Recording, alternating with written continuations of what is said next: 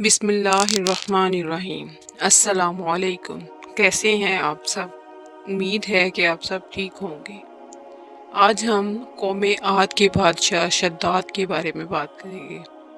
شداد کے بارے میں کہا جاتا ہے کہ وہ قوم عاد کا بادشاہ تھا جس کی طرف اللہ کی جانب سے حضرت ہود علیہ السلام کو بھیجا گیا تھا۔ اللہ تعالیٰ نے اس قوم کو غیر معمولی قد و قامت اور قوت عطا فرمائی تھی۔ ان میں ہر شخص کا قد کم از کم 12 گز کا ہوتا تھا، اور طاقت کا یہ حال تھا کہ بڑے سے بڑا پتھر جس کو آج کل کی دنیا کے کئی آدمی مل کر بھی نہیں اٹھا سکتے، اس قوم کا ایک آدمی ایک ہاتھ سے اٹھا کر پھینک دیتا تھا۔ یہ لوگ طاقت اور قوت کے بلبوتے پر پورے یمن پر قابض ہو گئے۔ قوم عاد کے دو بادشاہ خاص طور پر بہت جاہ و جلال والے تھے، اور وہ دونوں بھائی بھی تھے، جس میں ایک کا نام شدید جو بڑا تھا اور دوسرے کا نام شداد تھا جو اپنے بڑے بھائی کے بعد تخت نشین ہوا۔ یہ دونوں مسیح علاقے پر قابض ہو گئے تھے اور بے شمار لشکر و خزانے انہوں نے جمع کر لیے۔ شداد نے اپنے بڑے بھائی کے بعد سلطنت کی رونق و کمال کو عروج تک پہنچایا۔ اس دور میں کسی بادشاہ میں اتنی جرأت اور طاقت نہیں تھی کہ شداد کا مقابلہ کر سکے۔ اس تسلط اور غلبے نے اس کو اتنا مغرور اور متکبر کر دیا کہ نعوذ باللہ اس نے خدائی کا دعویٰ بھی کر دیا۔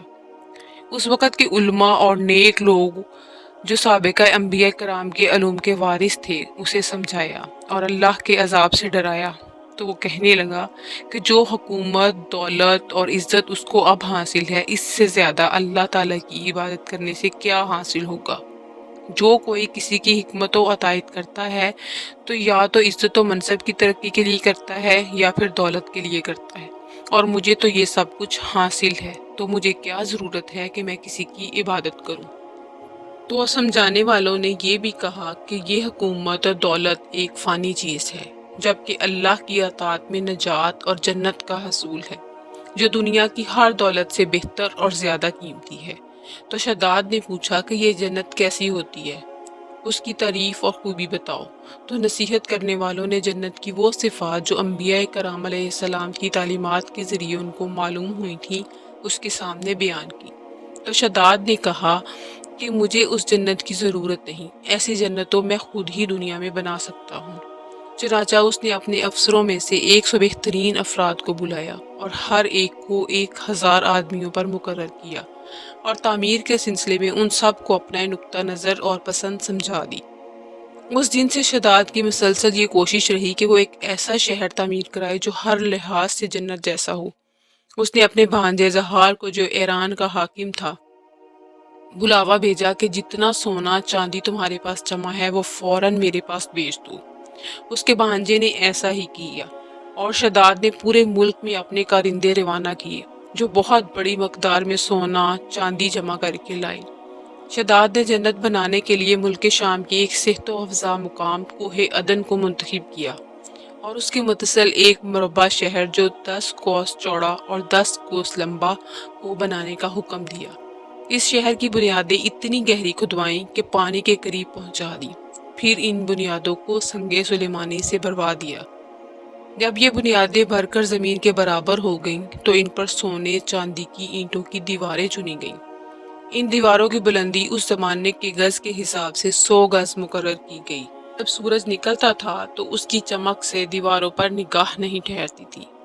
اس کے علاوہ ماہر معماروں کے ذریعے وہاں ایک مضبوط اور مستحکم فصیل تعمیر کرائی گئی، جس کے اندر سونے اور چاندی کے محل تعمیر کرایا گیا۔ اس کی دیواروں کو جواہرات سے سجایا گیا۔ اس نے شہر کے وسط میں ایک ایسی نہر بنوائی جس کے پانی میں ہیرے جواہرات بہتے تھے۔ سونے کے ایسے درخت لگوائے جن کی خوشبو میں مشک و عنبر بروا دیا تھا۔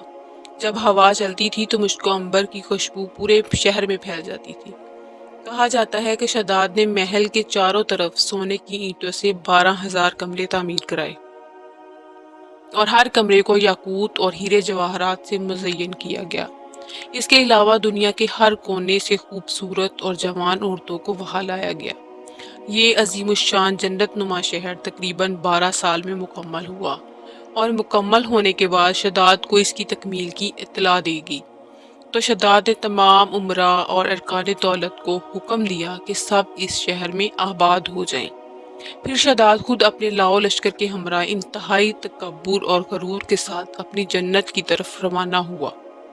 شداد ابھی شہر سے ایک منزل کے فاصلے پر تھا کہ اس نے ایک ہرن کو دیکھا جس کے پاؤں چاندی اور سینگ سونے کے تھے۔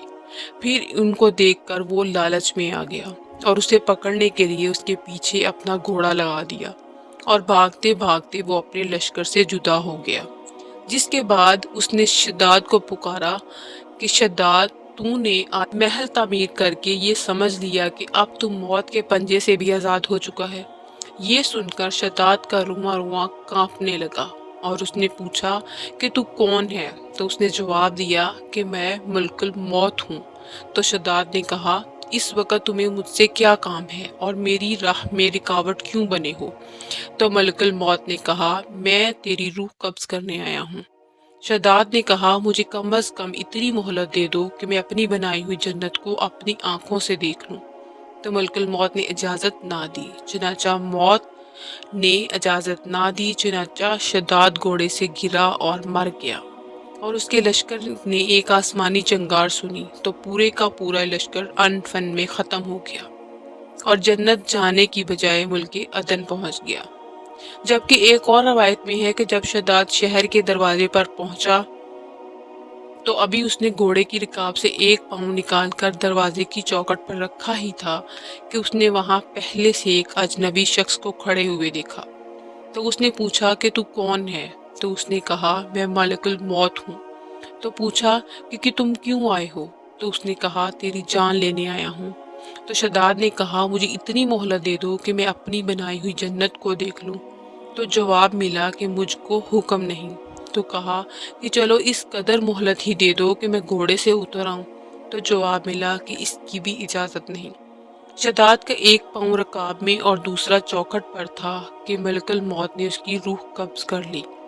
پھر حضرت جبرائیل علیہ السلام نے بڑے زور سے ایک ہولناک چیخ ماری کہ اسی وقت تمام شہر بما اپنی عالی شان و سجاوٹ کے ساتھ ایسا زمین میں سمایا کہ اس کا نام و نشان تک باقی نہ رہا۔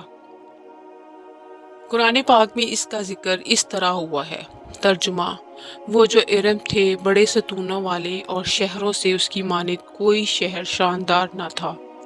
شداد اور اس کی جنت کا انجام بہت سی تفاسیر میں لکھا ہے کہ بادشاہ اور اس کے لشکر کے ہلاک ہو جانے کے بعد وہ شہر بھی لوگوں کی نگاہوں سے اوجھل کر دیا گیا، مگر کبھی کبھی رات کے وقت عدن اور اس کے ارد گرد کے لوگوں کو اس کی کچھ روشنی اور جھلک نظر آتی ہے۔ بتایا جاتا ہے کہ یہ روشنی اس شہر کی دیواروں کی ہے۔ حضرت عبداللہ بن کلابہ جو صحابی تھے اتفاق سے ادھر چلے گئے۔ اچانک آپ کا ایک اونٹ بھاگ گیا اور آپ اس کو تلاش کرتے کرتے اس شہر کے پاس پہنچ گئے۔ جب شہر کے میناروں اور دیواروں پر نظر پڑی تو آپ بے ہوش ہو کر گر گئے۔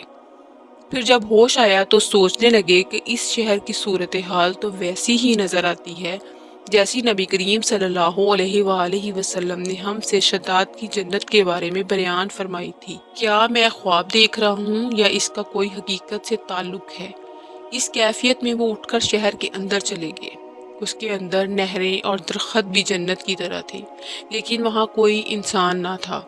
آپ رضی اللہ عنہ نے وہاں پڑے ہوئے کچھ جواہرات اٹھائے اور واپس چل دیے، جس کے بعد وہ سیدھے اس وقت کے دارالخلافہ دمشق میں پہنچے اور حضرت امیر معاویہ رضی اللہ عنہ وہاں موجود تھے۔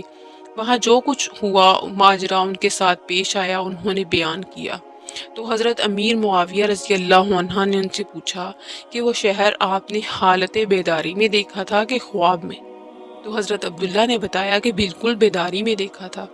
پھر اس کی ساری نشانیاں بتائیں کہ وہ عدن کے پہاڑ کے فلاں جانب اتنے فاصلے پر ہے، ایک طرف فلاں درخت ہے اور دوسری طرف ایسا کنواں ہے، اور یہ جواہرات یاقوت نشانی کے طور پر میں وہاں سے اٹھا لایا ہوں۔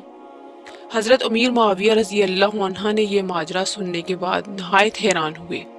پھر اہل علم حضرات سے اس بارے معلومات حاصل کی گئی کہ کیا واقعی دنیا میں ایسا شہر بھی کبھی بسایا گیا تھا جس کی اینٹیں سونے چاندی کی ہوں؟ تو علماء نے بتایا کہ ہاں، قرآن میں بھی اس کا ذکر ہے۔ اس آیت میں ارم ذات العماج یہی شہر ہے، مگر اللہ تعالیٰ نے اس کو لوگوں کی نگاہوں سے چھپا دیا ہے۔ علماء نے بتایا کہ حضور صلی اللہ علیہ وآلہ وسلم نے یہ بھی فرمایا ہے کہ میری امت سے ایک آدمی اس میں جائے گا، وہ چھوٹے قد سرخ رنگ کا ہوگا، اس کے آبرو اور گردن پر 2 تل ہوں گے، اور وہ اپنے اونٹ کو ڈھونڈتا ہوا اس شہر میں پہنچے گا اور پھر وہاں کے عجائبات بھی دیکھے گا۔ جب حضرت امیر معاویہ رضی اللہ عنہ نے یہ ساری نشانیاں حضرت عبداللہ بن کلابہ میں دیکھی تو فرمایا کہ واللہ یہ وہی شخص ہے جس کے بارے میں حضور صلی اللہ علیہ وآلہ وسلم نے پیشن گوئی کی تھی۔ امید ہے کہ آپ کو میری ویڈیو اچھی لگی ہوگی۔ اگر آپ کو میری ویڈیو اچھی لگی تو اسے لائک اور شیئر کریں اور میرے چینل کو سبسکرائب کریں۔ اللہ حافظ۔